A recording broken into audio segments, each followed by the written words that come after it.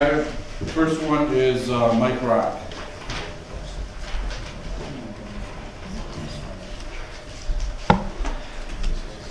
As we groom our young residents through our school systems, we strive to show them that they can make a difference in this world instead of just falling in line and doing what the perceived power brokers in this world tell them they should do. Here they are speaking to us in volumes that their generation supports clean energy and the science that we teach them in schools that backs this up. But instead, in some of this county, would like to deny this sound science. I don't know about you guys, but I've spent the last month celebrating the graduation of many fine now 18-year-old voting members of our county. Should I feel guilty by not talking to them about the perceived majority in this county, not to mention a group of local businessmen that have banded together to spit in the face of our school systems by showing those kids that those diplomas are worthless? Because they can come right here and learn that sound science, such as the work of Pete Preston in this instance, is worthless. But the question the youth will ask is the same question I've been asking. Show me the sound science that was used to achieve this ordinance. Because I've got a real feeling that come Thursday, some of those newly minted graduates are going to be here to ask those same questions.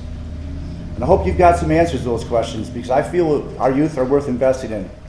And these kids actually understand the science and the questions that the anti-wind folks have spent so much time disputing, the science that we're teaching in our schools. So I think we might as well take S out of STEM, because if science is no longer needed for these kids, where are we going?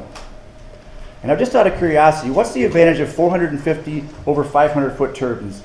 It seems that there are none. This 450 number has repercussions that obviously weren't taken into consideration, such as requiring double the amount of turbines needed to do the job. So once again, I have to ask, really, do we have any other options on the table to recover the $50,000 that our taxpayers were scammed out of just a couple Fridays ago? But there is one thing that I 100% agree with the anti-wind folks. Yes, the best way to settle this, in my opinion, would be a referendum of the people. I, for one, think a campaign where the gloves are taken off and all the corruption behind some of this is going to be let out to the people. Wow. Young voters, clean energy. I think it'd be a real easy sell. Clean energy versus corruption. I think we ought to vote. Thank you. Next, Wes Peterman, Chestnut. Wes Peterman, I live in Maple Grove Township, where Tradewind's also been leasing property. And we've talked about all the disadvantages, advantages, and everything. And I just wanted to stand up and say that I just put up my house for sale about a month ago. And I've had 7 people come through and come take a look at it. And every single one of them said they'd be interested in buying it, but they're going to wait and see what happens with the wind turbines, because if it does happen, they would not be interested in buying a house in the area. That goes for Maple Grove, Shiawassee County, Saginaw County, where they're over in Chesaning Township too. So I just wanted to stand up and say that this is actually a concern of people right now purchasing my house, and it's already affecting how that's going. So I just want you to consider that as well. Thank you. Next, Chris Delaney, Wausau. Hello, Chris Delaney, 1450 West Riley. I feel like I'm beating a dead horse all the time. I'm a licensed realtor. I have heard from people showing houses, is this within the wind footprint? I have to be honest, I don't lie to people. I tell them this is what proposed. We do not have exact figures. I let it go at that. Let them do their research. My only thing is the setbacks. I hear, goes from I think it should go from the property line instead of the person's home. We own 80 acres. Our home was way on the east side. Eventually, Larry and I want to build on the west side of our property. Our son is going to take over the homestead. And if there is a turbine put, if it goes by the property line, that's fine. I figure everybody should be able to use their property the way they want to use it and not impede. I, in current term, not impede on my neighbors. My neighbors should not be able to impede on the use of my property. That's basically all I have to say is, they're saying, oh, well, it's your back 40 of your soybean field. So what? We spent all weekend back there planting trees, redoing my husband's hunting shack. We use our back 40. Yep, it is a bean field right now too. We do use ours. Some people probably do not that own or manage or farm thousands of acres. We only own 80, but we use our whole 80, and we do plan on building on the other end of our property. Thank you. Next, we have Brad from Tradewin Energy. Sure. Thanks, Brad Kanazik, Senior Development Manager with Tradewind Energy. Just want to kind of come talk a couple things. I know the issue of the 450-foot height is something that we've been asked a lot to kind of explain. I just want to let you know that the four main original equipment manufacturers that put turbines here in the United States, that's Vestas, Acciona, GE, and Siemens. There's only one of them that is still having tooled up in their manufacturing plants to have a turbine less than 450 feet. It's 443 feet. And when we talked to them about this, saying, hey, would we be able to do a 450-foot turbine here? They're like, we wouldn't be selling you that because, again, the analogy I've used before, they're not going to try to sell us a 1990 Ford Taurus for the 2019 Tauruses that they're building here now. So essentially, agreeing to a 450-foot height is saying no to wind. I mean, that's not going to happen. You're not going to get that here. Another thing, there's turbines that are less than 500 feet that we are looking at doing here. Another thing that we're saying is, well, how many turbines, can we get here? So just throwing out a 100 megawatt project. There's a turbine that comes in at 492-ish feet. It's a 3.6 megawatt machine. That means I fit in roughly 27, 28 turbines here. If you wanted me to put in that 2.0 turbine, that's less than 450 feet, if they would even build it for me, that's 50 turbines. So we're talking nearly half as many as well. So we know the visual impact is something that people have been talking about. I just want to let you know that, hey, with the technology where it's at today, it's less of an impact with having that 500 feet. I won't even discuss the turbine heights going above and beyond. You can even get fewer than that if you want to go above that. The other thing here too is just talking, again, I'm saying if you want to just kill this here now, then that's the ordinance that you guys can adopt. It's kind of presented before you. But don't forget, even if you say no to that ordinance, I still have to go out and find the 80% of property owners out there to want to participate in this. So vote for them to say no to a project is by not participating. So you can either have it killed here by just saying the ordinance is we're not going to have it, or you can leave it to the people out there to decide whether or not they want to participate. The second time they would have to come in, I would still have to come in for a permit application. So there's a decision there for all of you to decide, do we want to do this? A third check that you would have is a site plan application where we do then show out where everything's going.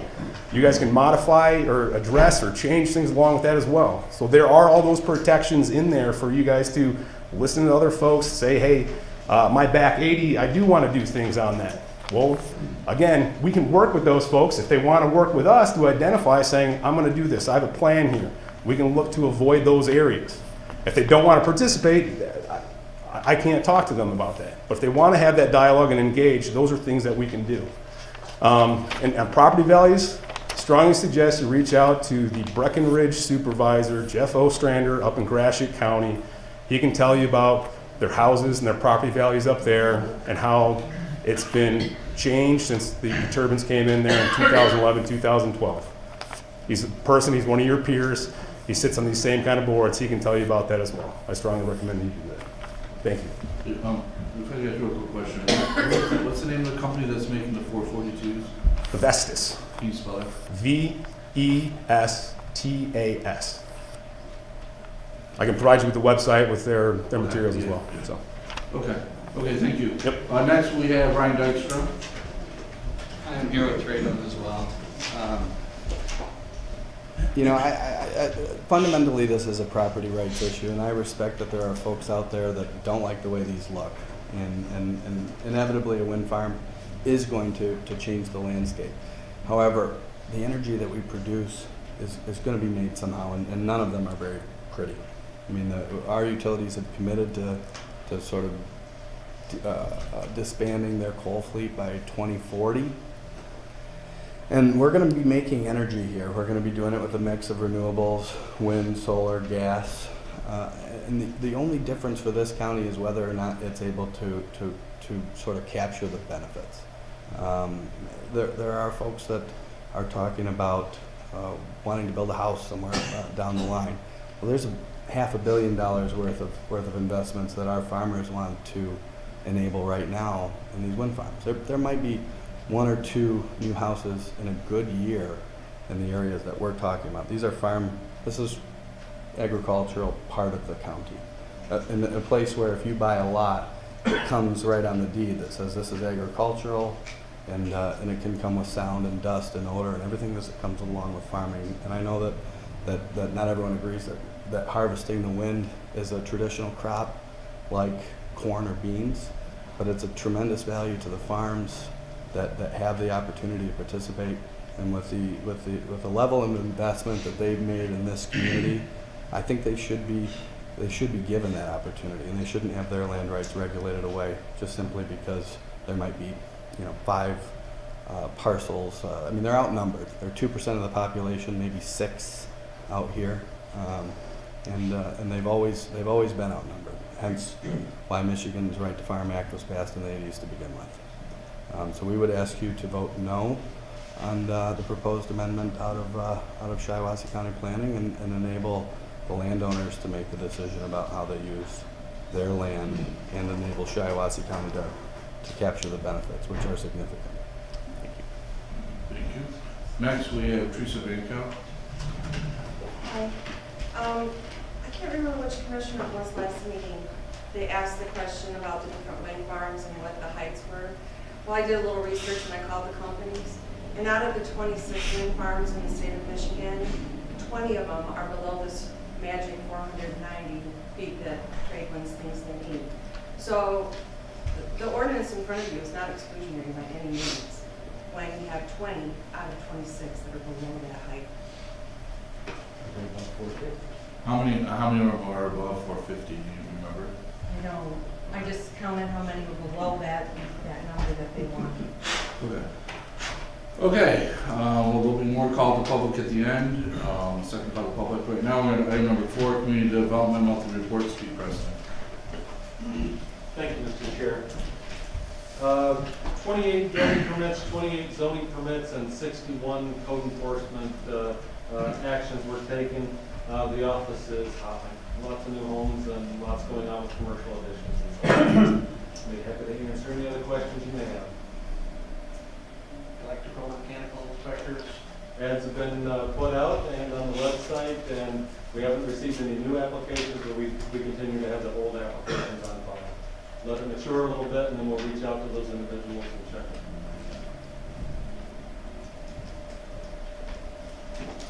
Any other questions for Pete?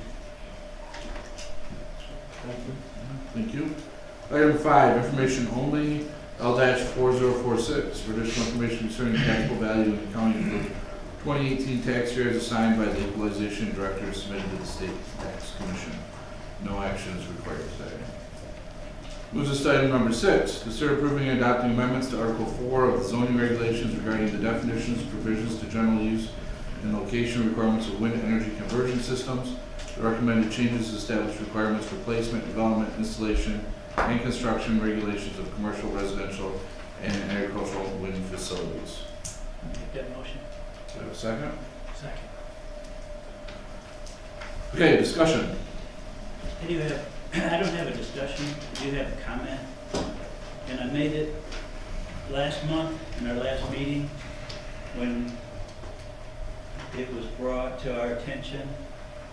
At the very last meeting of last month, after a year and a half, it was brought to our attention by the wind turbine people that all of a sudden they had a minimum height, or this ordinance was null and void as far as they were concerned.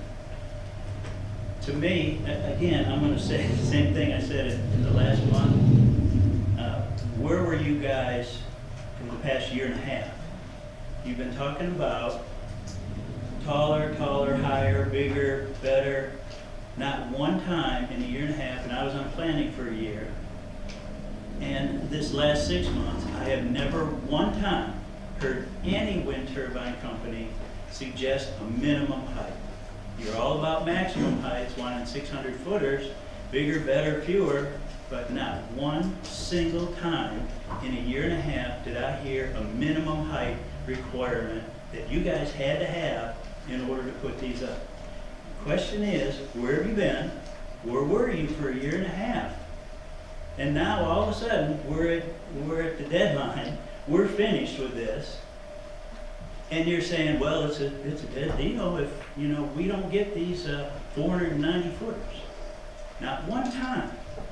Now, maybe you thought you were going to show your hand if you mentioned a minimum height. I don't know. But it sure would have been helpful, I think, for planning commission and for this board of commission, if we would have known emphatically by you people that you had to have a minimum or this couldn't happen. That's my comment. I really don't have any more to say. I'm amazed at, no, this isn't a debate. I'm amazed at your tight-lipped for a year and a half until now about minimum heights. Never heard it once. And I don't know if Dan can back that up on the planning commission or not, but I certainly didn't hear it. Not from you, not from Apex, not from any other wind turbine company. Not one single time. That's all. Do you have anything? Jeff, do you have anything? Gary? No, I'm not on this committee. I know, I'm just open to I don't have discussion. any, I don't have any input on this committee. I'm just sitting here for, So I guess at what point are we going to discuss what, if any, changes were going to be made? We're going to wait till Wednesday or? Wait till Wednesday, if we wanna have that discussion about height. But I wanna keep it, I Full wanna board keep that it, can discuss it more so I than. wanna keep it moving, because I don't wanna have it stall today, and then we have issues and we have to go for an extension of the moratorium. So I guess if there's any commissioners that wanna recommend or have changes to the height, so we can discuss that on Wednesday at committee of the whole.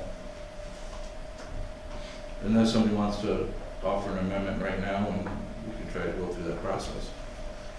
I made the motion based on the way it's. So, we have a motion, we have a second, we have discussion, any more discussion?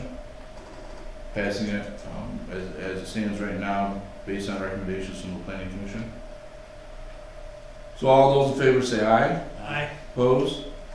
Motion passes. Next, we move to item 7, other agenda items. There's a form that has been produced by our executive assistant. It's an agenda request form for presentation and agenda items for the future for department heads. You can get this from Casey, and it just kind of goes through costs, budget account numbers, descriptions, your department, everything, just so we kind of have a heads up ahead of time when we're putting this stuff on the agenda. So if you need copies of this, get it from Casey. With that, item number 8, call to the public. I think this is actually on the computer. Don't you have it up for, don't you have this on the computer too, so they can just fill it out right on the computer? I could email it to all of them. It's a fillable form. Okay. But yeah, I think this is, I'm the chair of the Health and Human Service and Finance Committee, and this is how we would like to accept all of our agenda items moving forward on this sheet. Action requested, description of what is being purchased or what is being done, a total cost, a budget, and the account numbers, where it's coming from, if there's going to be a presentation, the date of the agenda, just so that we can get things a little more. I mean, we're getting emails that say, I need a, I hate to pick on one, but I need a truck, and thanks. So, I mean, we need a little bit more than that. So that's gonna be for Health and Human Services and Finance at least. So, there's several hard copies up here, if department heads or elected officials want to get them, or the piece sets on the computer. Okay, item number 8, call to the public. Anyone else? Fill out sheets and. I got one filled out, here you go.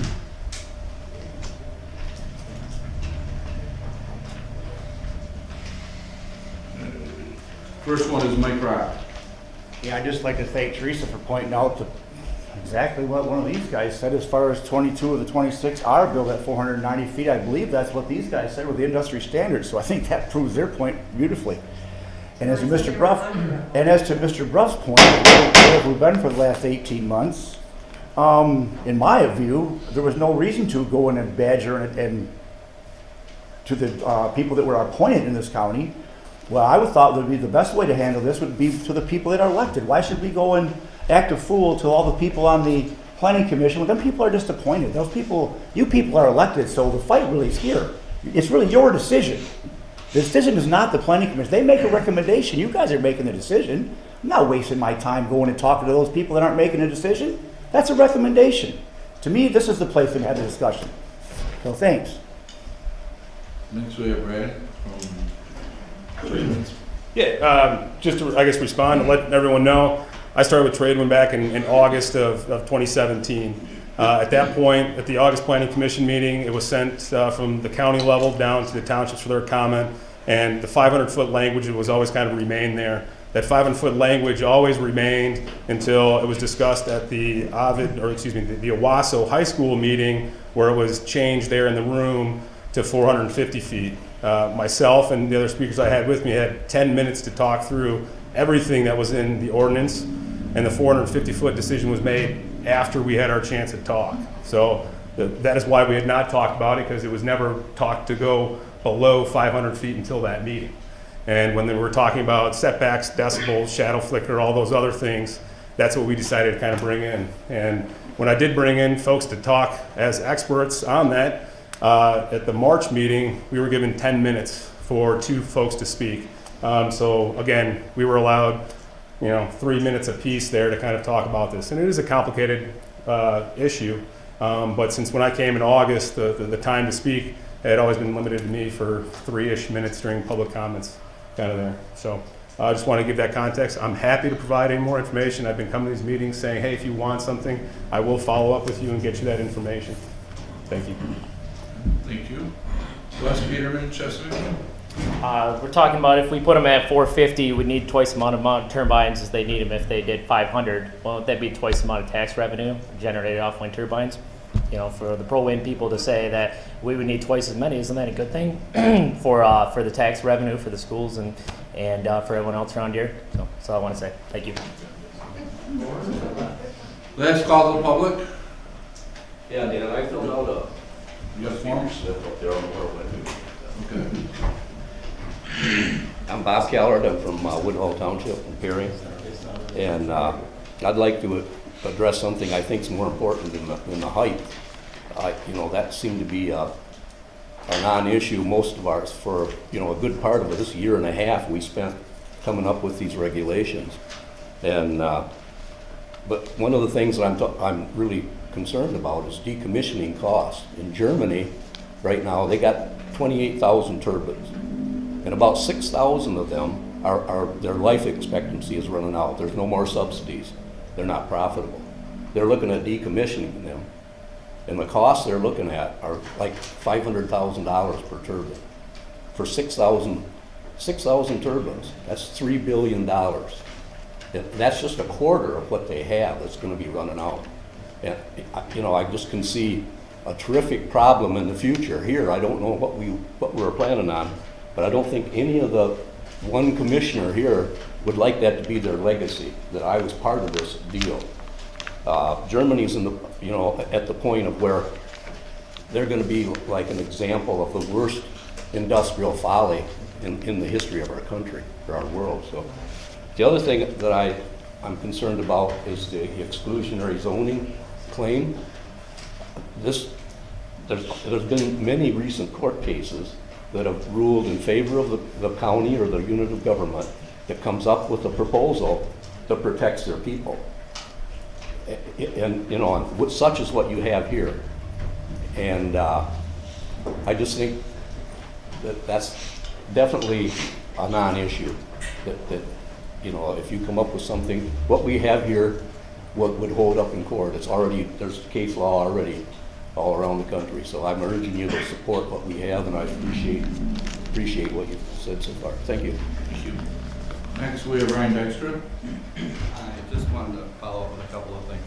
This board should know that decommissioning is not a risk this county needs to take. It can, and in its original ordinance, the one that we would like you to uphold, does have decommissioning security in the form of a bond, something that will need to be approved by this board prior to the construction of any wind turbines. In places where wind turbines are being replaced where they're old, a lot of times we're seeing them being repowered with much of the infrastructure's value sort of being recaptured into a new life.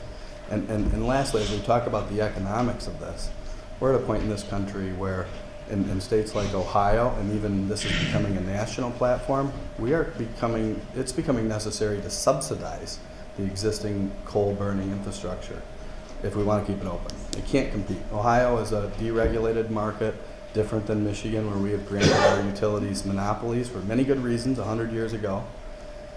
And thus, those coal-fired plants are having to compete in a market against natural gas and renewables, and they can't do it. And so in Ohio, for instance, we're seeing a subsidy directly from the ratepayers of electricity to fund the continued existence of these really old, outdated pieces of infrastructure. Nobody's talking about reinvesting. Nobody's talking about building new coal assets. So the question really is, do we run them for 5 or 10 more years, or 15? And nationwide, this is a platform right now that we're talking about having to subsidize coal assets. And there's really no good reason in 2018 that we should be strategizing on how to continue to burn rocks. We can be better here, we can do better generally, and there's no reason why we shouldn't. And again, no risk for Shiawassee County under current ordinance, requires a bond, requires the amount of that bond to be determined in conjunction with this board. There's no reason Shiawassee County needs to hold the bag on anything. Thank you. Next, we have Jason Ike. I'm sorry. I'm sorry. That's all right. I guess the thing is, I wanted to come to these earlier, but I haven't been able to. But I'm out of town and whatnot every time you have one. Well, this is you guys are gonna affect. I own a farm, my farm and whatnot. But you guys making decisions is gonna affect what I get to do with my farm. I'm right in the heart of this, and I've actually talked to trade winds and that. And, I mean, what else is coming into this county that's going to develop this kind of tax revenue? And saying that they're twice as many going to build twice as much income, I don't think that's how that works. It's all based on kilowatts and everything. So if we can have half as many, do the same amount of tax revenue, help our schools, help our emergency services and whatnot. I mean, I don't see a bad thing from it. I mean, yeah, sometimes people don't want to see it, but if it's half a mile off the road, I mean, making sure they're not close enough to houses, I think that'd be the bigger issue. I mean, maybe there's some places they can't go. But I got people here from Perry and Chesaning that they're not even in this. I mean, I don't know, somebody should be saying something for us out there and not control what we get to do with our land. But that's my piece, and I'm for it. I mean, thank you. Anyone else under public comment? My name's Ted Beldiga, and I live out here on North Ridge Road, out on the edge of the county here.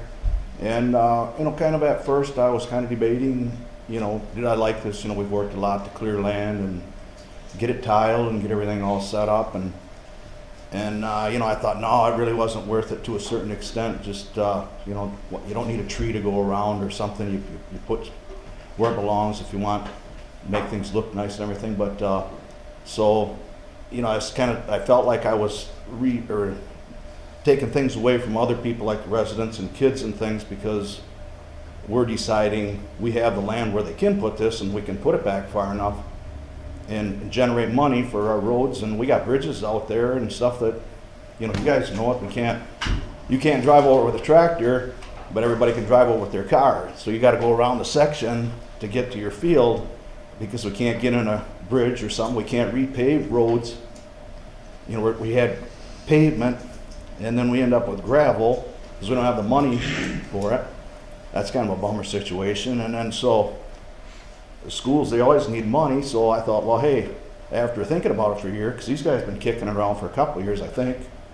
And so I thought it was a good thing. So I kind of went for it, just for the fact of everyone else, we can do it out there. We pay a lot of taxes on our property, and I just thought that it was after thinking about it for a couple of years, I think it's a good idea. And I don't know, down on Channel 12 them are 1,000 foot, and I don't know what the rules are if you're flying in an airplane. And I never really did the math on how far when the sun's shining on that blade or whatever, if that's gonna flicker on somebody's house or not. I've heard these things out and about, and I really don't know. You know, and then when I do haul over to St. Louis there and stuff, and you go through them, and I've talked to different guys over there, and they liked it. You know, they got better roads, and the farmers can actually use their roads then. They've widened corners and, you know, spent millions of dollars. So, you know, I thought it was actually something to help everybody. You know, we're the guys that's got to go around it, and if we kind of decide that it's okay with us, you know, my neighborhood kind of, you know, we didn't think it was okay at first, but then after going through it, we put a lot of thought into it. And, you know, they've taken, you know, set that foundation and they put it all back, and we don't have guard wires or nothing for somebody to run into, or it looks to me like a pretty safe situation. So, I guess that's about where I'm at with it. You know, we need the money for the county. We don't have anything else around here, really. Nobody wants to pay more taxes and everything. How are we supposed to get stuff fixed up? Everybody cries about that. And we're centrally located in between Saginaw, Flint, and Lansing. It's a nice, beautiful spot. So I thought it was good. So I guess that's, you guys can take it from there. I'm part of it if it wants to happen. Okay, thank you. Thank you. Any other call to public?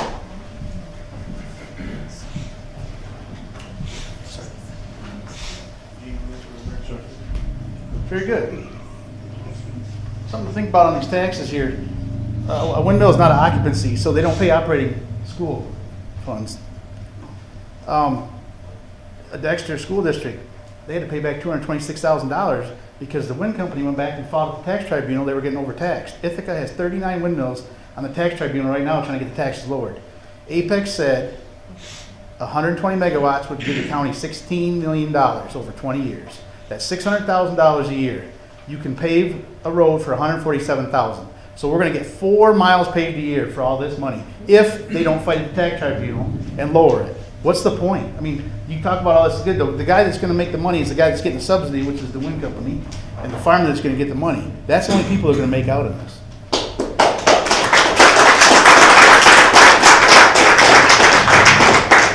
Any other comments from the public? With that, meeting adjourned. Farmers have no right to make money.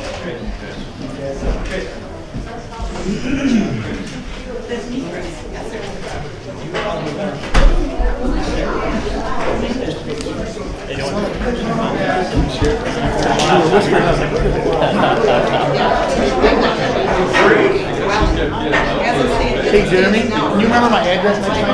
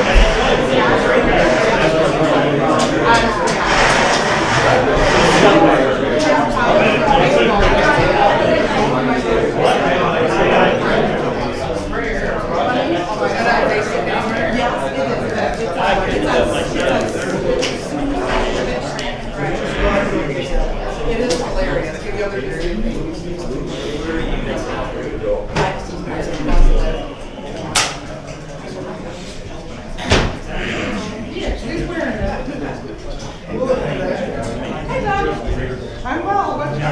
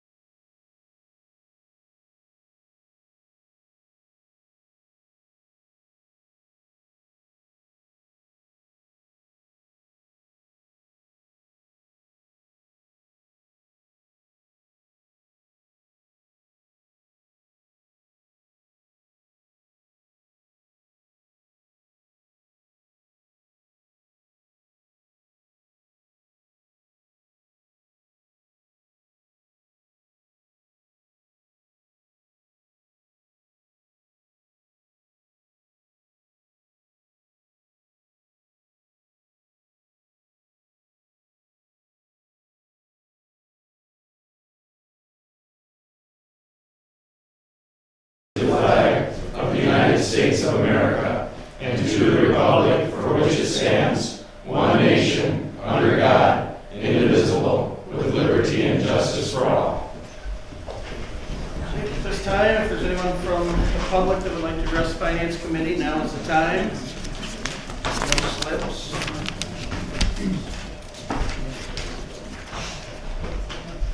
Are you filling out a slip? Yes. You figured you hadn't heard quite enough from us. Okay. All right, Brad. Yeah, I just saw you guys were all kind of sticking around. There were a couple issues that were brought up in regards to taxes and finances and all that kind of stuff, so I figured I'd just kind of let you know one of the points. So taxes for a wind turbine here in the state of Michigan are based on the megawatts. So it doesn't matter how many there are, it's based on the megawatts. So that same 100 megawatt example I told you, it's going to be the kind of the same there. I know one of the other gentlemen, he had spoken about kind of what's going on in some of the areas of the state, and that has a lot to do with the tax tables that the Michigan Tax Commission kind of comes out with. And there's arguments going around of whose interpretation and who does what. So I know there's a big fight, and that's actually something that the state of Michigan is shooting themselves in the foot with, that they haven't been able to say with certainty, this is how everyone is to interpret this. So states like Illinois, they do have more certainty to that. So the sad fact is some of the publicly owned kind of utilities and the publicly owned wind companies, right? When they're told that the tax interpretation changes and it goes negative, they have the fiduciary duty to go argue that for their shareholders. It's ugly, it's business, that's just kind of how it goes. I hate it because me as a developer here, when I'm trying to come in and say, what is the economic benefit that comes here? It's very hard to zero in on that, even though I know it's going to be based on the megawatts coming in, but I can't because I don't want that situation to happen with Tradewind, where it says, hey, all of a sudden we're the liars. But when we do kind of know further what's going on here, we'll come and talk to your tax supervisors and say, hey, this is our number of turbines, this is where it's going. You plug it into whatever equations and formulas that you guys want to have, and we can talk on a broad range what those numbers will be. We want that to come from you guys. We'll help provide you the underlying data, but the interpretations, we'll want that to come from you guys. Because it's a big piece of it, and you on the Finance Committee will want to kind of know what that is so you can plan and budget for it. Again, if you have any further questions on that, happy to provide you any information. Thanks for your time. Thank you. All of the public, anyone else? All right, we're moving to agenda item 4. We'll entertain a motion to consider authorizing Tim Himmel, Building Grounds Superintendent, to increase the 2 season employees' hours from 20 per week to 25 hours per week. So moved. Second. Motion and a second. Discussion on this? Hearing none. Tim, just trying to keep up with the parks, right? Right. I mean, it looks like we're going to have to bulk that road at this point in time because I don't know if the AMVets are going to be able to. The other part of it is they usually use our equipment. Well, now our equipment is being pretty much used most of the time. So, and they haven't contacted me yet, and I don't really know who to get in touch with over there. So, it looks like we're going to have to do a little bit more mowing. All right. Anything else on this? I would just say, yes, it's been a very wet spring. Moist ground, the grass is going to be growing for quite a while. So. Garrett. Do you know how much that's going to cost you, or have any kind of estimate? Well, they're rated about $100 an hour deep. For both of them? I think. Okay. And they're right around $11 an hour. Okay. And with 5 hours.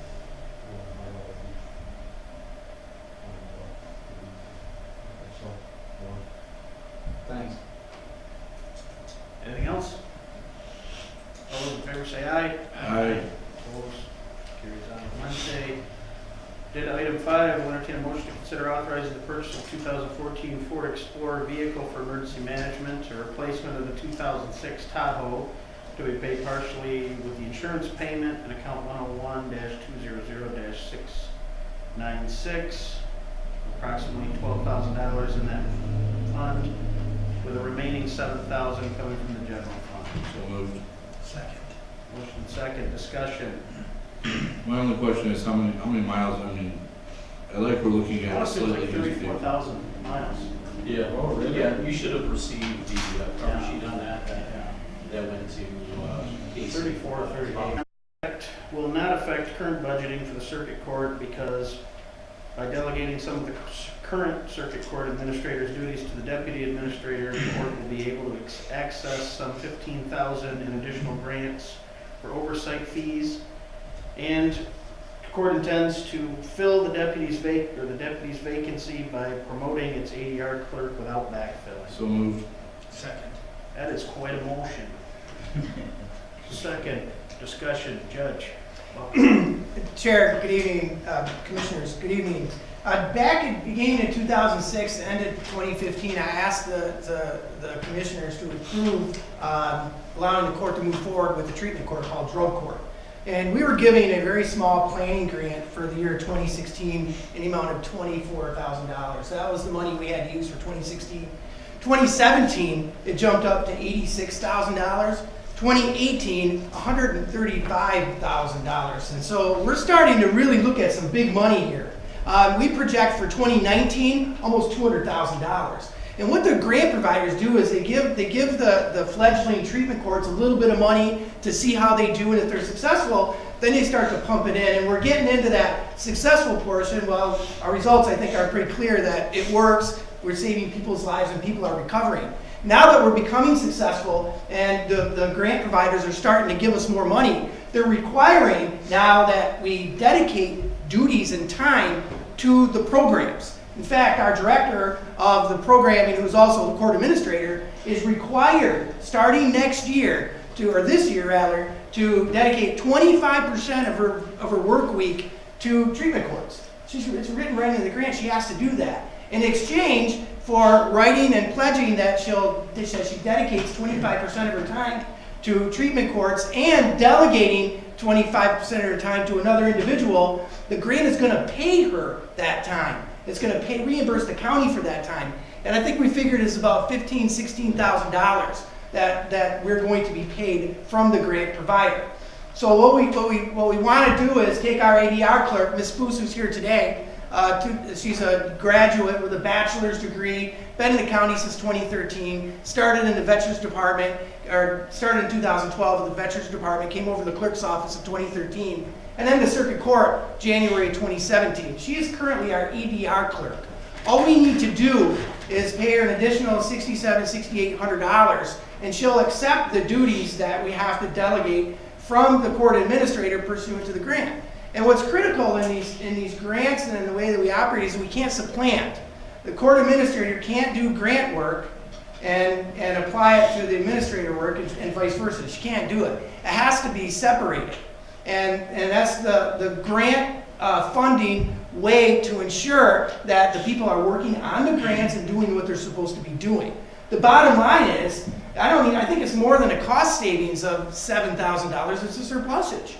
I mean, we actually make money with this proposal. We're not asking that we create a new position.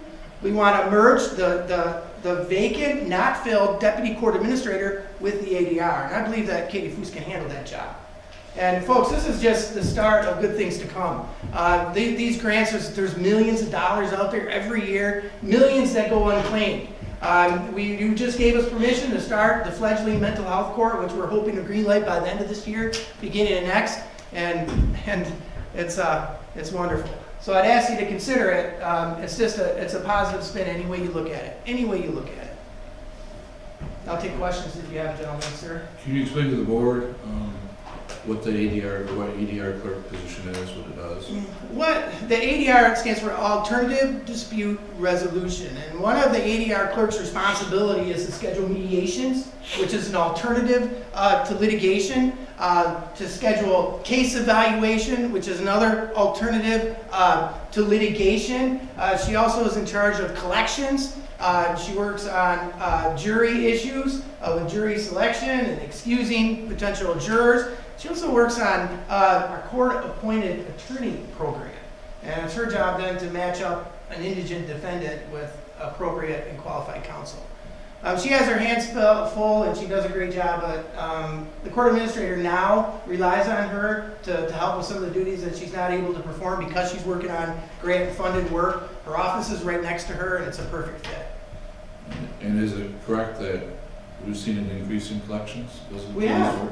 Every Friday we've got a couple in that have been picked up on a bench warrant, and then Katie Foos then sets up a payment plan and we bring money in. And that's another money generator. Thank you, Mr. Commissioner, for bringing that up. That is a fund generator too.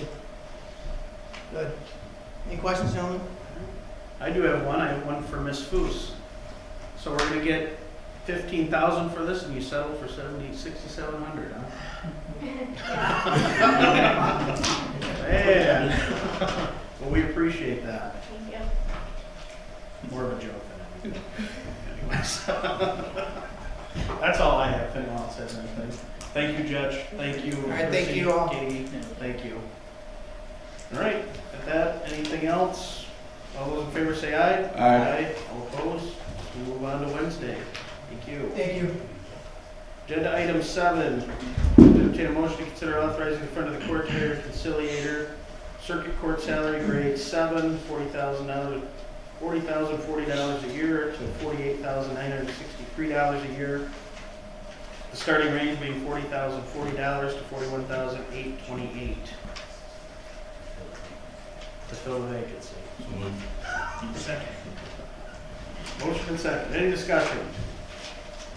Fill the vacancy. So this was vacated when the person moved to the prosecutor's office, correct? Yes, is my understanding, Okay. yes. Anybody want to say anything? Yes, okay. All right. Christine Moorhead Harper went to the prosecutor's office to fill the position. All right. Perfect, good.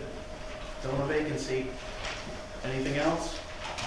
All those in favor say aye. Aye. All opposed, motion carries. Wednesday.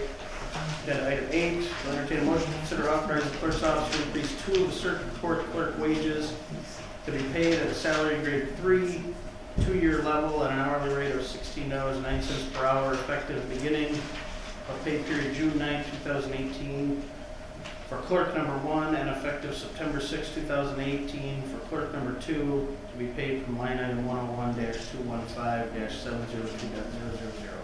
So moved. I will second this for discussion purposes. Discussion. Clerk. I have 6 employees, and when the wage increase was implemented, they all went to the same playing field. And as the 3 of you would remember, we had a meeting in March. I did talk about this. I really was looking for a complete reclassification for my clerks because they are still, I feel, grossly underpaid. However, for the morale and the job duties and the responsibilities and their knowledge and experience, they really do deserve to be paid at the 2-year level instead of just coming in with the girls that are just coming in on their 1-year anniversary. And I'm coming before you because there's just a number of reasons why they should really, in fairness, they have been there 2 years. Number 1 clerk just had her 2-year anniversary, and number 2 clerk is going to have it in September.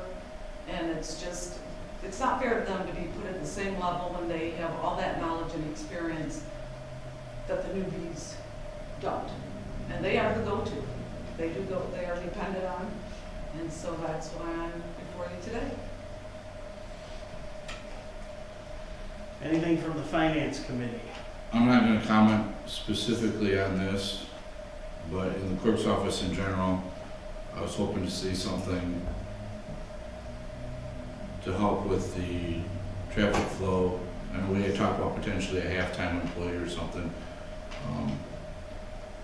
I understand this and I understand the rationale for this increase, but this will not fix the problem of sometimes the backlog that I've witnessed in the clerk's office.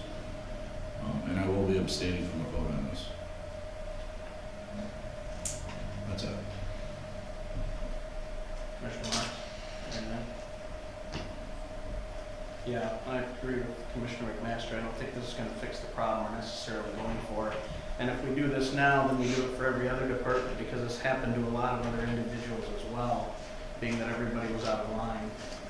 So this is just something that's going to change for every other employee. I mean, there's several in every position that are moved up, that were moved up to a brand new salary grade, and you know, being that if they're at year 2, year 3, they were so underpaid that they ended up starting on the new salary scale at 1. So everybody that fell with less than, say, year 3 or whatever, they all kind of started on a level playing field. Is it the most fair thing? No, but it's a brand new scale and it's a new step system that we're undertaking. So initially, no, it's not fun and it's not good, but in the long run, it's going to be better for everyone. So I think we need to stick with what we have for now. If we want to address now staffing needs as far as the halftime that we discussed, or because I thought we were all under the understanding that there needs to be more bodies in that office, not necessarily the same number, just paid more. So I was waiting for things to kind of settle down for everything that was going on with the county at that time. It doesn't seem that it's gotten much better to approach. I wouldn't even really be looking for a part-time person at this point. I would be looking for a full-time to be bouncing between the two offices, because as Circuit Court has demonstrated, their workflow has caused tremendous workflow increase in my court side alone. And with me being one person short on the vital records with the elections and myself putting in numerous hours, weekends and such, any assistance on that side would be helpful. So if that can be entertained, I'd be more than happy to entertain that. But it really is just coming back to the fact that there are 2 people with experience and they are grossly underpaid. That is why. And this is the only department in the county that has had a whole new swipe of staff. I think it makes an easier argument to the public to add another position, part-time, full-time, what have you, because of the work level, that would be to give a raise after we just did the wage study. That's my kind of thinking on the process, but it is obviously an issue that we need to look at. That's all I have. did you want to say anything, Mr. Chairman? All right, at this time, it's my recommendation. Well, as all in favor, say aye. All opposed, nay. Nay. Abstain. Commissioner McMaster. So we'll move on. We'll have further talks later at another time. Agenda item 9. I'll entertain a motion to consider adopting resolution 18-06-01 for acceptance of Michigan Department of Natural Resource Trust Fund grant for Harrison Park renovation project. So moved. Motion. Second. Second. Discussion. Are you still here? Just accepting the grant. Accepting the grant funds. The budget was, It was signed by Governor Snyder, so I'm going to go through the protocols, proper channels to dot the i's, across the t's, and get the money. just signing off on it. All right. When Anything else? do you expect? As soon as we get this step approved, we upload some documents in the state database. We're working with the Conservation District on that. Then the state reviews what we send them. They say accept. There you go. If they say you need to change this or this, they make further changes. But we're getting real close now. Could be a week, could be 3 months. Anticipate work starting this week, this summer. Very hopeful. I just have to report it. So I should be fine. All right. All those in favor say aye. Aye. All opposed? So move on to Wednesday. Agenda item 10, entertain a motion to consider authorizing a contract between Shiawassee County and Lasso Engineering Services for the Henderson Park Improvement Project grant in the amount of $29,100 to be reimbursed to the county by the grant for a period of 7/1/2018 to 6/30/2020, and authorize board chair to execute all necessary documents. Moved. Second. Motion and a second. Discussion. Larry, you want to give everybody a rundown on this as well? Yeah, the grant requires that an engineer firm oversees the project because of the amount of work that's done that involves engineering, whether it's building new trails or installing playground equipment. And so the Conservation District has found an engineer that was willing to take this project on. But since we are the grant recipients and not the district, we are the ones that do the contract with the engineer. And he subcontracts with Soil Conservation District. So this is grant funds, but it's reimbursement process like that. Anything else? All those in favor say aye. Aye. All opposed? Motion moves to Wednesday. Move to agenda item 11. Make a motion to consider entertaining into a letter of engagement contract between Shiawassee County and Stevens, Corinnevic, and Tucker's PC, also known as SKT, for accounting and substantial other financial services, including to provide qualified personnel to serve as an interim financial director as detailed in the letter of engagement, and authorize the county coordinator to execute the letter of engagement as presented. Second. Motion and second. Discussion. Obviously, we know where we're at with this. Everybody seems to understand. I'm sure everybody's up to speed. Moving forward, covering what we need to do from here on out. We're gonna need somebody in that office right here. Bills still come in, checks still go out, you know, so we've got to make sure that that office stays up and running. Steven, SK&T is already engaged with us to handle accounting services for us, so this was just something else that they can help above and beyond. They are going to have somebody in our office. We met with them last week, and there's 2 individuals that will be. One was the lady who was here who did our process review of all of our financial processes all across the county, so she's getting pretty well informed with how things work in Shiawassee County. The other will be another member that they'll be kind of splitting time, but they will be here 40 hours a week until that stables out, helping us through this. Also cleaning things up as they go. We still have, we're still continuing to work through some issues, but we're gonna get there, and it's better to have somebody that knows it. Steve Corinnevic, is our accountant for years. He's our auditor for years, excuse me. He's very familiar with Shiawassee County, our bookkeeping, our processes, as unique as they may be considered to all other counties. But we're going to continue to work through that, and this will just help us get there. Anything else? Anyone want to add anything? Commissioner Olshausen. Do we have a dollar figure? Or we just shooting the moon on the dollar figure just for the process? We do not have a dollar figure.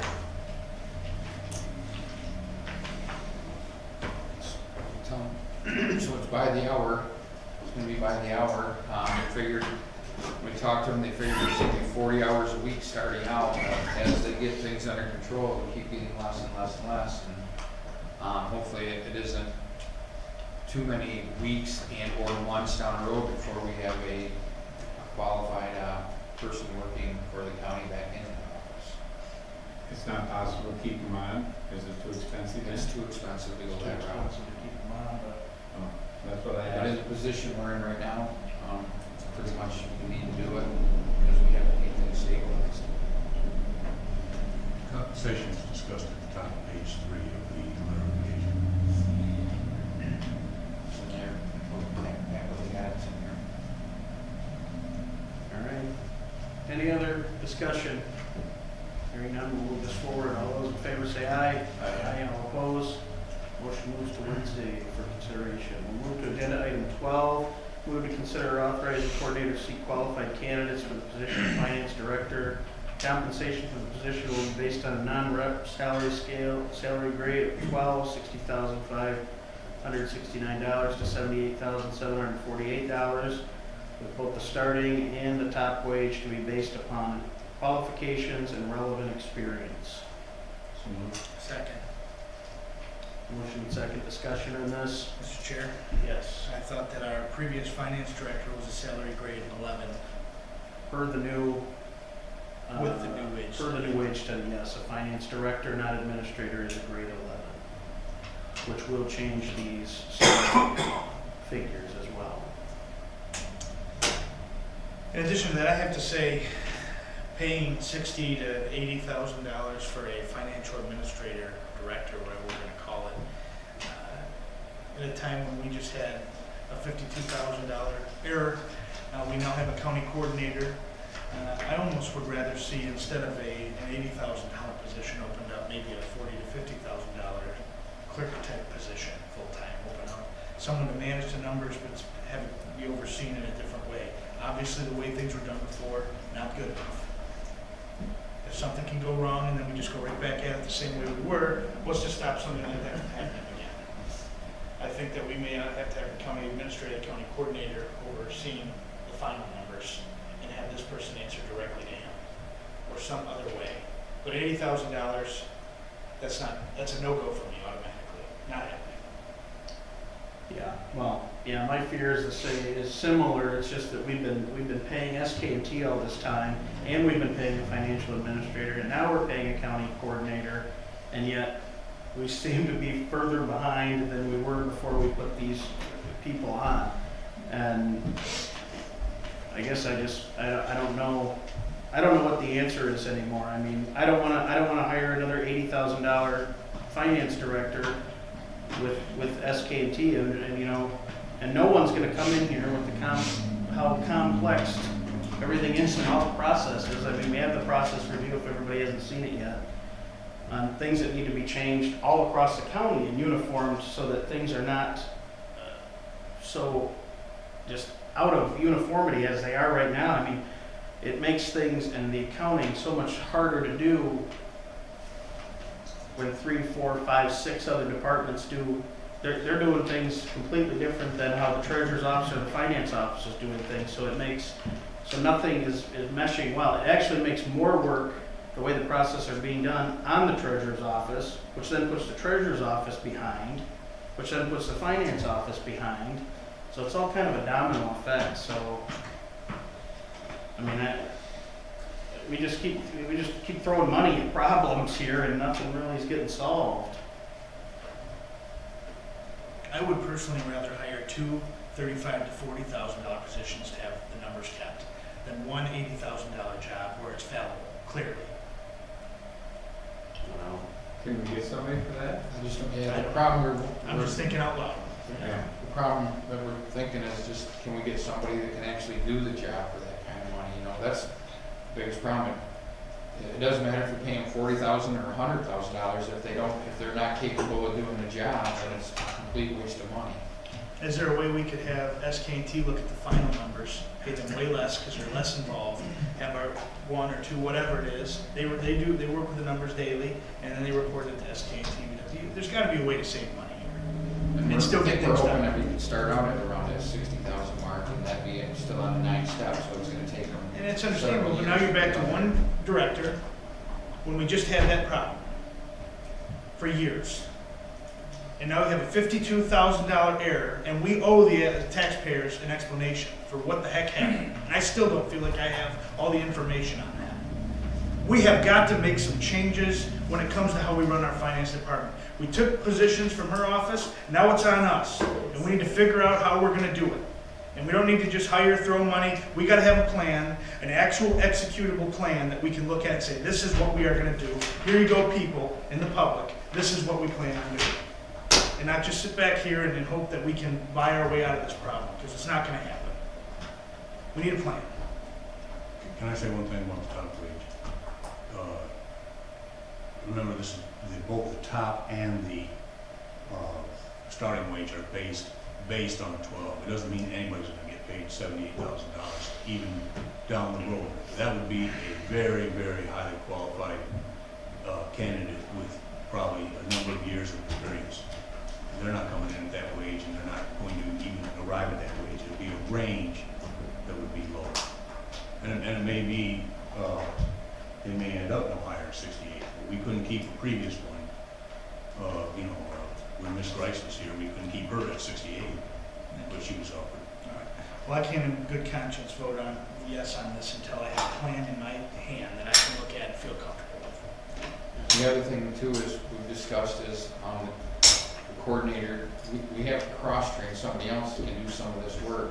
The last 4 years of not having any kind of coordinator or administrator, and just leaving that position kind of running wild, if you may, and no cross checks, nobody checking over. That was some of the demise, I believe. So I would hope that if we do get somebody in there, or even if it's SK&T, that coordinators being taught, and he plans on learning some of this process, so that we're not in a position that we just get caught with our pants down, so to speak. That can never happen again. Right. Next, never ever. Biggest problem with that is 4 years without some kind of coordinator or administrator. People can say, oh, the place has been running great all these years. I've heard that over and over and over. That's not been the case. It's all caught up to us in the last year. Well, we got an administrator and a coordinator and a finance, and we still got in trouble, so. We had a coordinator for 4 years. Well, that didn't happen yet. Oh. I get what you're saying, Commissioner Olshausen. They were all on the clock when this happened. Yeah. So, and I don't want to, unfortunately, we're all diminishing, what had happened over the past few years with our financial administrator, and I don't want to go into names, but everyone knows. That individual did cover up some things that weren't done properly, did contribute some things that have changed the process and made things better. So, though we have a glaring mark right now, still run amok, no administrator overseeing, but there was a lot of things and processes that were fixed in the 2 years that employee was here. And I just want that to be out there before everyone says things weren't done right or processes were missed because no administrator. I mean, that person put a lot of work and effort in, and some of it is to be blamed that we dumped a lot on, but there was a lot of good that came too, and a lot that changed, that needed to change. And this person spearheaded a lot of it. So I think, unfortunately this happened and now where we're at, so. Chairman, Yes. just two things to keep in mind. The bank did have, I'm on that account, and there was an alert that came to me, but things had already transpired. And I did call Commissioner Bartz and question it, but it was too late. The second thing is to please be very mindful that there was always a check and balances. And though the past coordinator may have said, look, she didn't have access to do things, there were things that we had access to do and could only see, and she had access to do and could only see. And it was to help something like this from happening. So when you're thinking through these changes and filling positions, it's the accountability that you really need to be mindful of as well. Yes, I'd like to make a comment. I'll vote to move this forward, but under other agenda items, under the next item, I'd like to address kind of what we're talking about, the discussion and the follow-up and everything. What I think we should do. We'll get to that. Yep.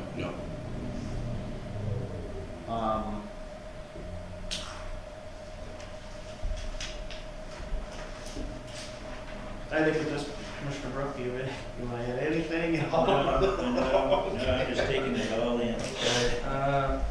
I mean, I do have a thought, but I'm going to wait till. This isn't gonna happen. This person isn't gonna get hired like tomorrow. We're gonna have to put out a search. It's gonna be a while. SK&T has to do a lot of work. We have to have our own little hearing, investigation, protocol set up, and all this stuff that we'll talk about under 13. But I'm wondering, should we wait a month out for this? We can. I mean, would that make you feel better, Brandon? Get a better plan. I'm a no right now for that. Well, let's proceed to number 3. Let's table this, proceed to number 13 All right. Motion to table, agenda item 12. then. So moved, seconded. All those in favor say aye. Aye. All right, then table. Other agenda items, Commissioner McMaster. Okay, so I'm just throwing this out there for what it's worth, my suggestion. I'd like to see the finance committee set up some kind of a hearing, meeting. We've kind of gotten over the embarrassment of what's happened in the public. Some of the public understands, some doesn't. Most everyone else does when a transaction of this amount happens. And what protocols need to be put in place so this doesn't happen again. We all know what happened. There was a series of events that caused it to happen. Some stuff was by error, or by mistake. Some of it was, it should have never happened. Should never be able to wire that much money without somebody's approval. In my opinion, the bank should approve of something like that also. But I think we need to have some kind of a hearing. I don't know if we do it in July, we do it in August. But we walk through what happened step by step. And hear from the bank, hear from some other people about security. And we make it, and the committee makes a recommendation to the board to change some of our protocols. Yeah. So. Well, yeah, I'm in agreement with that too. That's kind of what has been my position since this occurred, is that this finance committee is going to need to, I called it a review. I didn't want to call it a hearing, but I called it a review of kind of everything that we want to see done and what went on. Because we certainly need to know the timeline of events. We need to know what happened and why it went down and why it took, it was over 24 hours before any of us even knew about it, and it had happened. So there was obviously a breakdown in communication to us. We were not notified immediately. We want to know why there was a breakdown before this happened. And the sheriff was notified hours later, so all the investigative parties, this timeline is not making sense to me. It hasn't since it happened.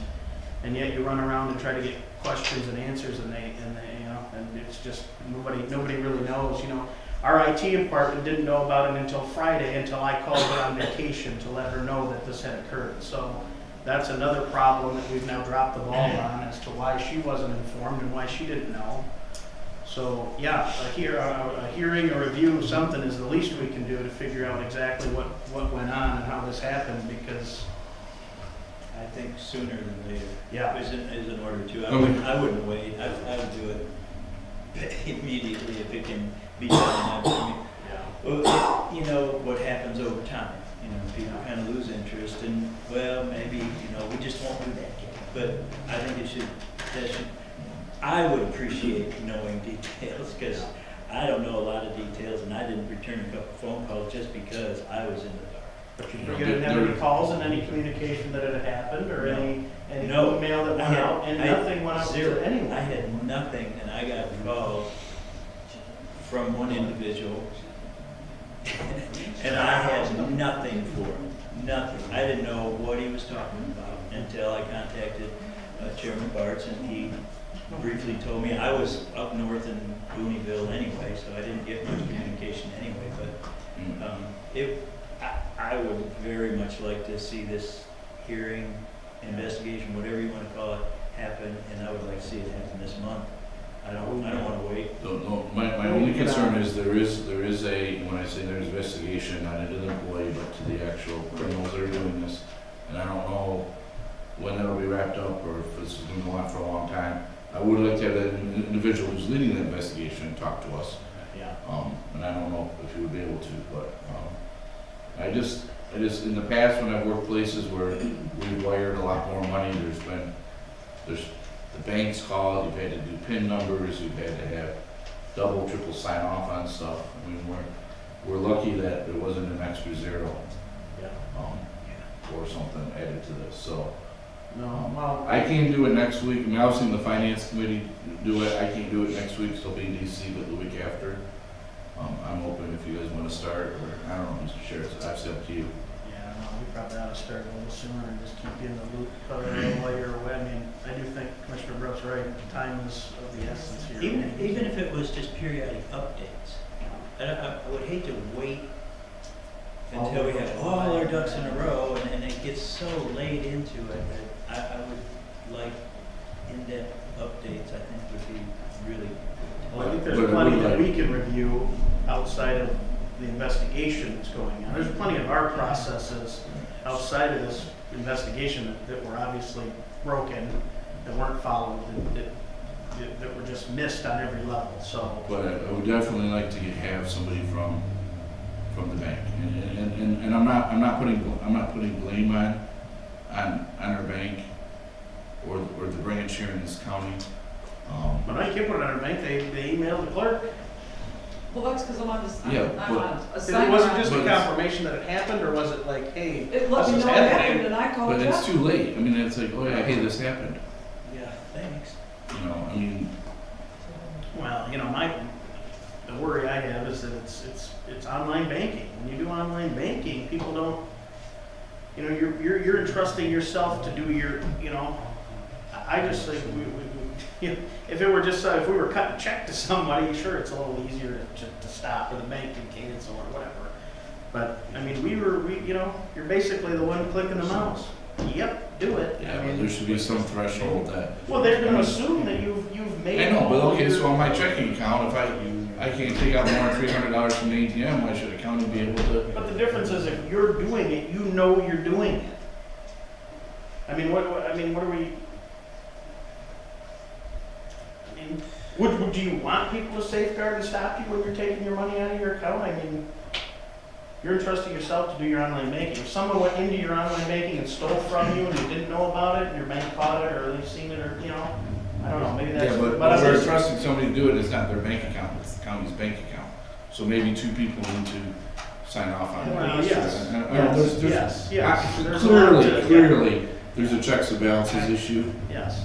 I think what we need to do, what needs to absolutely happen is we come up with a list of things that we are gonna do, protocols, whatever have you, that we can show the public.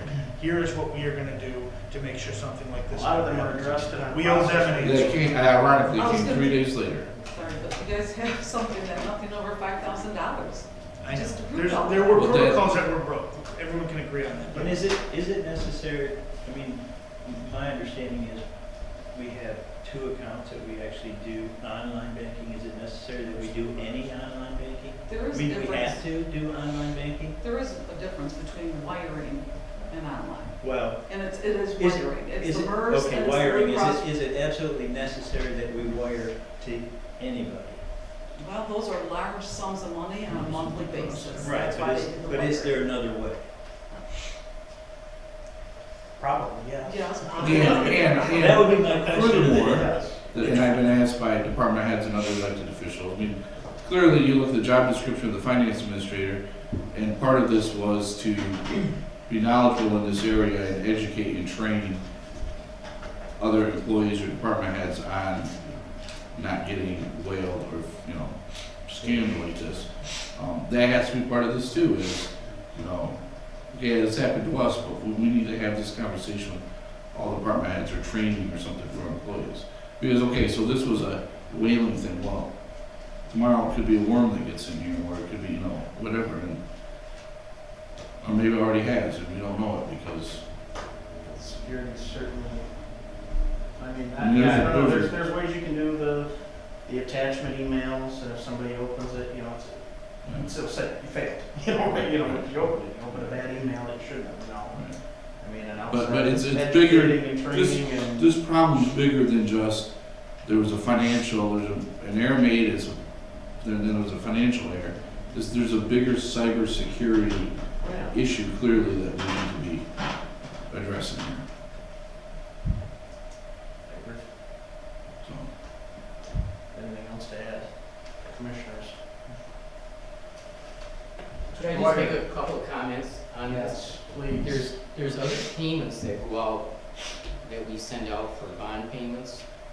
For instance, there's 2 or 3 different departments in the county that the bill comes to us like the first of the month and say it's due June 30th. We do wire those out. There's other things that come in for different local units that the county has to wire those out. For instance, it could be for something, bond payment for a township or a village and stuff like that. We have to wire those out. We get the billing comes to either the treasurer's office or goes to the finance administrator. So we do get multiple. We do get, there's more than just MERS and Blue Cross Blue Shield. There's more. These are, I can show you, usually on these payments, there's 2 payments a year. They're, let's say, February, then 6 months later, August. Or they're in May, 6 months later is going to be November. There's usually 2 payments. One's usually an interest payment, and then the other one's a principal and interest payments. And those, I would say right now, at least probably 4 or 5, but those bills come into either the treasurer's office or they go to the financial administrator's office. Now, it's not like one of these other expeditions that somebody's out trying to scam. We get a bill from, we know what it is, and we go from there. Because there's even an energy conservation bond payment that the treasurer's office sends out once a year for the county that comes into us. And it's in your budget. You've got a separate account for the energy conservation program. So are you saying this could never happen to your department? No, I'm not going to say never because you say never. Yes, it can happen, but Because you said, we know who these people are. well, it comes from a bank. It's not coming from some XYZ company in Timbuktu. It's coming from a bank. And I'm not being critical, No. I'm just searching. No, I'm saying the true facts. If you want me to dig out next week or next meeting, I'll make copies of the bond payments that we show where it comes from to us, and it usually comes out twice a year for payments. So, but no, we do have that, and like there is more than just MERS and Blue Cross Blue Shield. And I can go through the journal entries that we do for the whole year and pick out, make a copy and make a copy for you. And it used to be that these would go through the financial institutions, and when they used to make you call in on the phone, you had to have one person call, another person had to verify it. And right now, the ones that I process through our office is ones that are set up that we have already coded in what the account number is that it goes to, where it goes to and stuff like that. They're all, a couple of them I can tell you right now is through St. Paul, Bank in St. Paul, Minnesota. And some of it could be going to a finance authority through the state of Michigan. That's a different name, I can tell you that name now. But there are payments that go out for those on a regular basis. They're not a payment that come in once every 2 years, 5 years, or it's just happens overnight it comes in. But I'm gonna never put this. You can say never, because sometimes there's always that one little, Never say never. one little glitch that causes a problem and stuff. But then, after I process it and put it through, I pull it back up on the computer to make sure that that amount is what goes out, that I didn't make a error in putting down a number that it should have been 600,000, and I only put down 500,000. Well, they're not going to process it because the bank's going to say, hey, you still owe us 100,000. Okay. You know, I just go back to whether it's a wire transfer, different protocols that need to be set up. If it's online banking, which is call it what you want, no different than an ATM, or you know, I go to Iowa and I pump gas and I didn't tell Comerica that I went to Iowa, my card's frozen. You know what I mean? But we send this money to Texas and Chase Bank's like, okay. I mean, like something's, I'm not saying it's all the bank's fault, I'm not saying it's all our fault, but we need to look at this because there's a lot of things that transpired that you think it could have been stopped, you know, along the way, and it didn't happen. Okay, anything else on this? All right, we're gonna get that started as soon as possible. Maybe Commissioner Marks and I'll start on it next week, maybe looking into some things.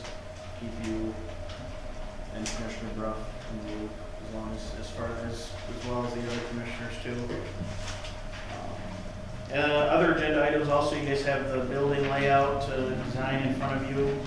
This is kind of a rough thing. Commissioner Marks can actually probably go over it better.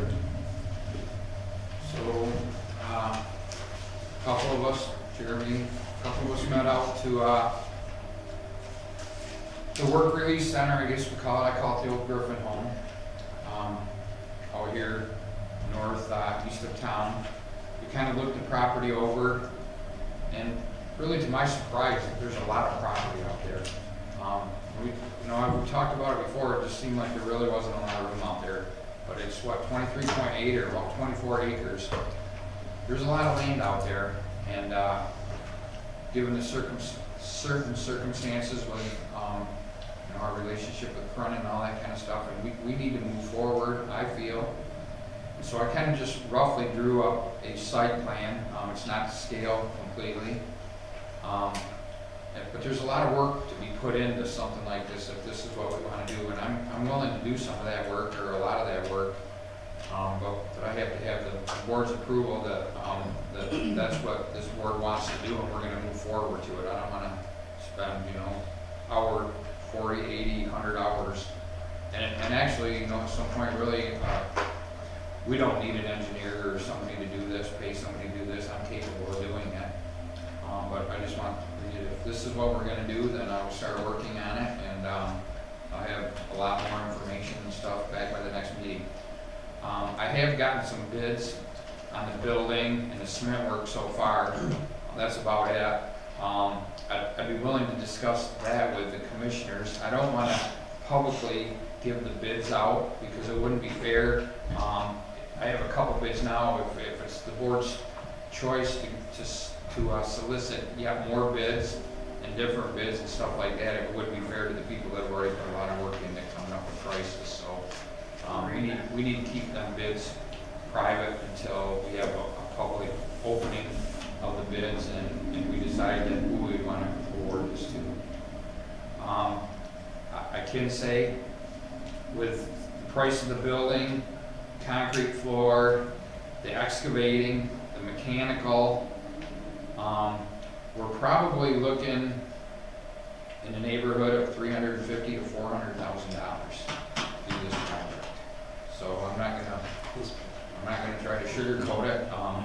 Put a building up this side, and put utilities in it, some offices, stuff. That's what it's gonna cost. So with that being said, it's Okay, there was, if we, just to put this into perspective for everybody, it was going to be $75,000 a year to do, just say where we are pavement. So in theory, your 5th year, your 6th year, we're ahead of the game. for probably about 4 years, as opposed to paying rent on the buildings and grounds up on Norton Street.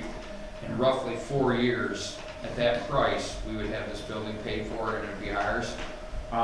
And we did discuss also a pole building at one point, and then Commissioner Holzhausen's like, you know, we don't want a 30 to 50 year building. We want a building that's going to last 100 years. So this building that we're proposing would be with a 4-foot spread footing, or a spread footing, excuse me, a 4-foot wall, 2x6 wooden walls on it, a shingled roof, you know, with a grade, you know, 18 inches above the concrete, cement floor and everything. A building that probably will last 50 to 100 years. And it's still, and obviously this isn't completely to scale, but what this allows, if we're gonna have a proposed jail, that would only require 10 to 15 acres, there still leaves plenty of room for that. But also, and like I said, this isn't completely to scale, so if you can imagine that maybe the building would be a little further. Yeah, the jail would actually be behind all this. Right. The day we were out there, we didn't measure a whole lot, you know, we looked at it, we did some preliminary stuff, but, like I said, I put it on there not to scale. So what this allows is on the east end of the property, a chunk where maybe we could build a jail, or we could build other county buildings, or it could be sold to an adjoining parcel that then, you know, that maybe a box store does come in from, and is on 21. Maybe this potentially could be property that could be there. And there's also, if you put this building right here, if you look down kind of where it says Shiawassee Street, there's plenty of room right there to put a building too. You could build quite a large building down there in the future if we were going to put some kind of a building out there. So. Yeah, there's a lot of room. And there's already the drive going back, and then, you know, we have the parking area, whereas if you put it in one of these corners, you'd have to, you know, extend it that much further. I think a couple of the keys are is the county already owns this land, and after walking it and evaluating it, there is a lot of room out there, a lot of potential, and I think there's probably enough growth for 100 years out there, because like you said, we could put a 3-story district court building up out there, we could put some offices up there. There's quite a bit that can be done to that complex to fit everything in. And our architects, this was on a different visit out there, our architects, potential architects for the jail, they looked at the Griffin home, and you know, people made different comments about, well, the building's not practical for anything, we should just knock it down. Their whole input, yeah, it needs a little bit of work, but that's a pretty good sound building that can be used quite a while into the future.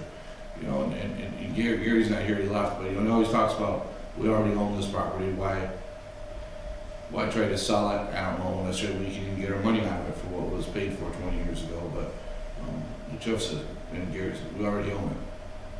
We've already incurred those expenses, so we're not going to be dependent on future plans, you know, in a different part of the city. Everyone clicked along, what would be an estimated, estimated completion to put together something like this? I mean, if you started today and we're not even gonna. I know. We're not even gonna vote anything until at least I know. July, August. You know, you're probably. We could almost guarantee that we would have something by the end of the year. But part of this might be, there's some land that needs to be, it needs to be cleared. There's some saplings, there's some small trees, there's some brush hogging that needs to be done, that can be done in advance. Right. Well, we could get started on some work. Some of that stuff we could get, so when we're ready to go, we're ready to We go. wouldn't need bids, so to speak, I wouldn't think, if I was to hire somebody to come in here and brush hog it down and clear it.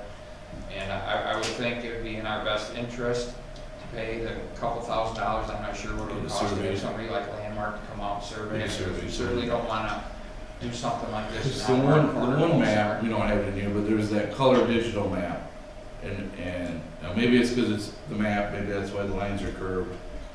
But maybe the property lines are really curved, I don't know. But it seems like some of the lines, the east and west lines look pretty solid, the north and south look a little bowed. But and then maybe like that, it may not, but we need definitely to get a survey. So we can't have bids by July? I can possibly have bids by our July meeting, in 30 days. Water and sewer, everything's up It's there. It's there. coming waste. It's coming from Power front. and Probably. I don't towers. know that there's a big enough supply lines at the existing building. Probably gonna have to come from the road. But that's all. There is a water main, I mean, this doesn't help, but there's a water main that runs right through here. I don't know how far back it goes, but I know when we were putting in the garden, we called Mystic and it came out. And the city has a water main there, but they've got a main that runs along here too. So, and there's power back here on some poles, but clearly they get their power from the road, so. So you have water, sewer, I mean, this electrical, mechanical. all takes time to start talking to consumers, because if we were at Proline today, we're 2 months behind waiting on getting power run out to the buildings. I mean, So that's what I'm saying, even if we don't have bids, there's certain things we can start doing, checking with the utilities, getting the land cleared, getting stuff ready, so when it's ready to go. I think we should, Survey, all that stuff. I think we should, we gotta get it moving. Get a wind turbine. We don't wanna keep paying rent, and obviously we're in a space crisis right now, so, we gotta, we're looking at the health department building, that's, special meeting next week to finalize, hopefully to finalize and move ahead with that. They had a 190-day completion on that, so if we can get that going as soon as possible, we can be in that by December, which gets them out of the basement, which opens up space there for youth and. So do we need to do a motion or pass it this week, whether? I think we should pass this week to get this going. Surveyed, Yeah. land cleared, Yeah. check with the I'd like to utilities, start doing some of that stuff. get all that stuff ready to go. And also as part of this too, I have been approached about either permanently or temporarily renting that building right kitty corner across the street from us too. So that building right there is sitting vacant right now. And I was approached, and if any commissioners would be interested to get a small group to go through that building and see if we could rent that or utilize that for either temporary or long-term or something. And there's also been a couple people that have approached me on some sites right here on the street that we can rent. So, and we kind of need to think about, what we're gonna do short term if we can't come to agreement with, But this our moving, main owners. this moving here gets us moving, and then we have to find MSU and Youth Center, something. Building new grounds, I'm sure we'll find space. I mean, they don't really sit at a computer and work, they don't have more space, so, yeah, this building would be good to look into. We might as well be looking into all of that. We need to look at all the properties that we can to see where we can put things for now, and I don't know, I'm just in favor, we gotta. Yeah, that's what I said. I don't It's know slowing down, then if we do this tonight, or if we have it on the agenda for Wednesday. I'm not exactly sure how we do this, but. I think we should make a motion and put it. Okay, so I'd like to make a motion that we proceed with Wednesday's agenda and approval on Thursday. If that's surveying, so. land clearing, checking with utilities. What else? We'll leave it to this So we one. wanna do this plan. City of Corona, water, Wasco Caledonia Sewer Authority on the sewer, consumers power, and there's a lot of pieces to the puzzle that have to be, calls that have to be made, things that have to be put together. Survey and Need some brush hogging, need some tree trimming. I mean, they're not big trees. Even going back, the big trees are on the property line, the big pines are big old trees. These are just 10, 15, 20-year saplings that have grown up and just need to be chainsawed or brush hogged down. You got all that? So that's my motion for survey, So you want the survey, water and sewer, and checking with all the utilities. power, utilities, I do have a and we're background. moving forward with this Yeah. site plan, I guess, or About the only thing that requires money in that is the survey. Right? Some brush Build hog. brush Brush hog. hog, but that doesn't cost But much. small stuff, you know, I would expend, I won't go over, you know, a few $1,000s without board approval, but just get some of these things going. I think we should get it rolling. And the survey shouldn't be bad because we're right off of a main road that should have markers in the road, Should. unless they've been paved over. Doesn't really matter. It shouldn't, It's it still shouldn't. gonna cost. Okay, there's a motion by Commissioner McMaster, move ahead with the site plan, look into the water and sewer, power, utilities, get a survey done, some land Clearing. maintenance, clearing. Start it as soon as possible, not to exceed. We have a dollar figure. Do we know what it's gonna cost? We're gonna ballpark. The For sur- the entire project? No, just for looking into these survey things. lane clearing should be Oh, on. I think I can do that, Survey. I think I can do that preliminary stuff for under $5,000. Okay, not to exceed 5,000, we'll put the price tag on, not to exceed $5,000. And Chairman Bartz will be the head on this. You know, the thing is, Might be more. the thing I is, just you think could the have- survey thing it costs about for the sheriff's $200. permission, we do have some workers that could help with some of the tree clearing. Correct? Is that possible to, Yes. if they're not home in the garden, they're watering vegetables, but, I mean, seriously, if you get somebody that are cutting, you've got some some trustees that can help move some of the brush and the trees. So we have the motion, we have a second, Commissioner Marks, and I think we've discussed it pretty much.